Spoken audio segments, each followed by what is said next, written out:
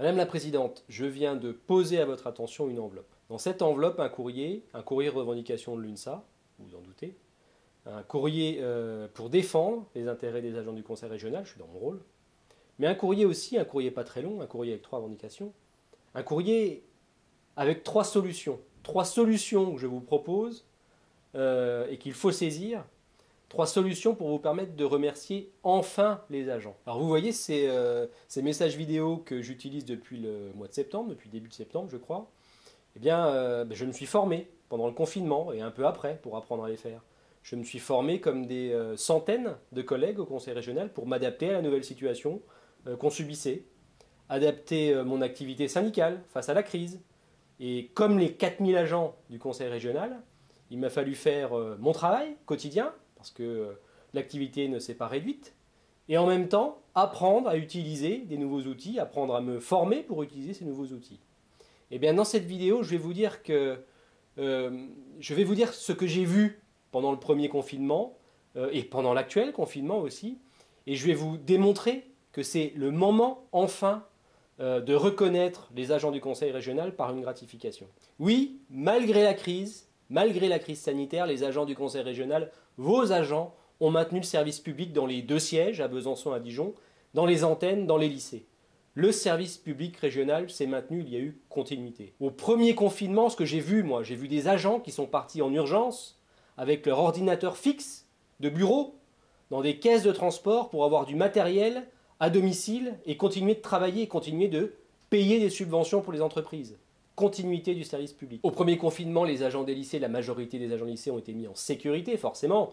Les lycées étaient fermés, mais pas tous. Un certain nombre d'agents étaient à disposition des établissements, des chefs d'établissement, des agents réquisitionnés, des agents logés, les agents chefs, les agents d'accueil qui ouvraient les portes aux enfants des soignants qui, eux, étaient accueillis dans les lycées.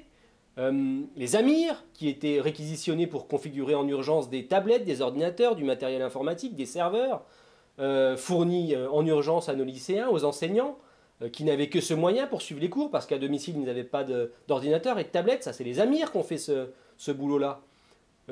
Au premier confinement, des agents des sièges se sont littéralement épuisés chez eux à tenir leur poste, à construire les nouveaux dispositifs qui étaient demandés par les élus, et en même temps à verser des subventions aux entreprises, et en même temps à répondre aux questions des entrepreneurs, et en même temps à monter des dispositifs astucieux pour fournir à la communauté éducative des masques, et en même temps à s'occuper de leurs parents fragiles, malades, de leurs proches faibles, de leurs enfants, faire l'école à la maison.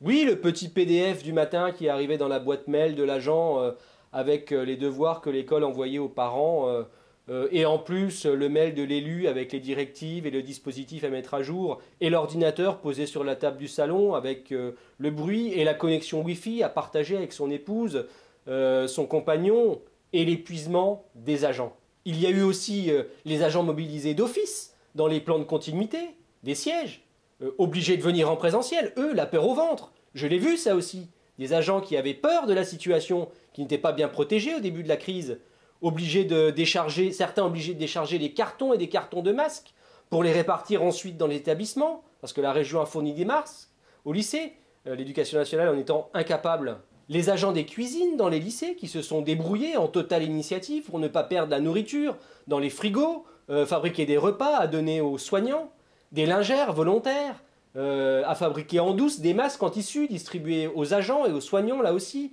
des agents qui travaillent pour les extérieurs, qui faisaient des interventions pour maintenir les lycées en état, parce que oui, l'herbe elle ne s'arrête pas de pousser pendant le confinement.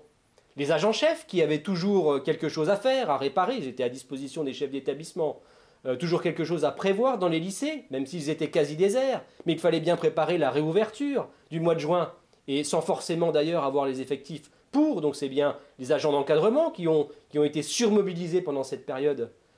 J'ai vu aussi, Madame la Présidente, des agents se mettre en auto-formation, en apprentissage accéléré pour maîtriser des logiciels nouveaux qu'ils ne connaissaient pas, gagner en efficacité pour être plus réactifs, et toujours dans le but d'obéir à vos ordres, aux ordres des élus, de maintenir le service public régional, d'assurer la continuité du service public par respect pour les citoyens. Il y a eu, et il y a eu encore, avec ce second confinement que nous vivons actuellement, une réactivité absolue des services, des agents, de tous les agents.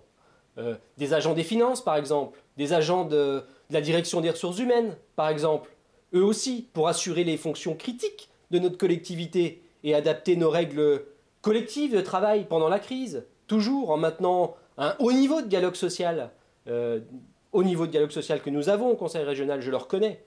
Grâce aux collègues, grâce aux agents, le Conseil régional a tenu sa place de collectivité leader dans la région et le Conseil régional de Bourgogne-Franche-Comté tient aujourd'hui, pendant le second confinement, sa place de leader en Bourgogne-Franche-Comté.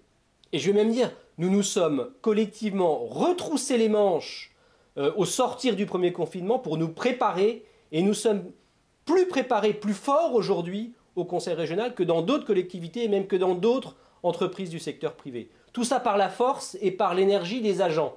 Alors clairement, Madame la Présidente, il faut reconnaître la surmobilisation des agents. Et cette reconnaissance, elle ne passe pas par l'annulation de 2 millions d'euros de crédits qui étaient prévus pour la rémunération et pour l'action sociale des agents.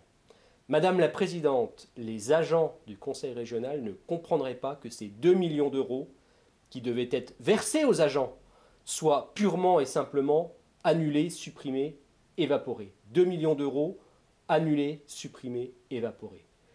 L'UNSA vous a fait 3 propositions dans le courrier que je vous ai adressé. 3 propositions pour conserver ces 2 millions d'euros qui étaient de toute manière fléchés vers la rémunération et l'action sociale des agents. Monétiser les heures et les jours que les agents n'arrivent pas à récupérer à cause de la suractivité. Je parle des heures et des jours qui sont déposés régulièrement sur les comptes épargne-temps des agents. Revaloriser les frais de repas des agents. Il s'agit là de la stricte application d'un décret qui est paru en 2019 et qui n'est toujours pas appliqué au Conseil régional. Et la revendication phare de l'UNSA, verser une prime de fin d'année de 500 € pour tous les agents. Madame la Présidente, avec ces 3 propositions, on conserve les 2 millions d'euros et vous avez la possibilité de reconnaître le travail des agents, de leur manifester votre respect, de les remercier pour leur forte implication à maintenir la continuité du service public régional. Madame la Présidente, je vous le dis, les agents ne comprendraient pas qu'aucune prime ne soit versée avant la fin d'année. C'est votre décision, c'est vous qui pouvez débloquer la situation, c'est à vous de décider, et c'est pour ça qu'avec le plus grand respect, je m'adresse à vous directement dans cette vidéo en complément du courrier que je vous ai adressé.